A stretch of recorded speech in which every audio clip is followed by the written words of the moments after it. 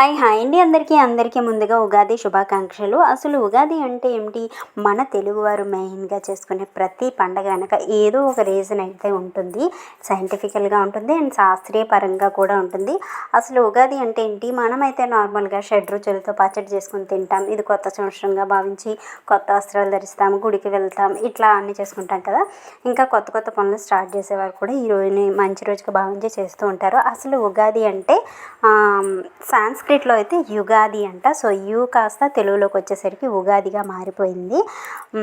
ఉగాది అంటే ఒక రాత్రిని, ఒక పగలుని కలిపి ఒక రోజుగా డిక్లేర్ చేసి లెక్కించింది ఈ రోజు నుంచే అంట. సో, అందుకనే నూతన సంవత్సరం అని అంటారు. ఒక సంవత్సరాన్ని లెక్కించేది మనం మొదటి రోజుగా లెక్కించేది ఒక సంవత్సరానికి మొదటి రోజు ఉంటుంది కదా! అది ఈ రోజు నుంచే లెక్కిస్తారనమాట. అది శాస్త్రీయపరంగా అట్లా లెక్కిస్తారు. మనమైతే జాన్ ఫస్ట్ నుంచి లెక్కిస్తాం కానీ శాస్త్రీయపరంగా అయితే ఈ రోజు నుంచే లెక్కిస్తారంట. అందుకే నూతన సంవత్సరం అని కూడా అంటారు. ఇంకా ఈ పచ్చడి విషయానికి వస్తే ఈ సీజన్లో మనకి ఇవన్నీ లభిస్తాయి కదా! మామిడికాయలు, వేప పువ్వు, ఇంకా చింతపండు, ఇవన్నీ కూడా మనకి ఈ సీజన్లో లభిస్తాయి.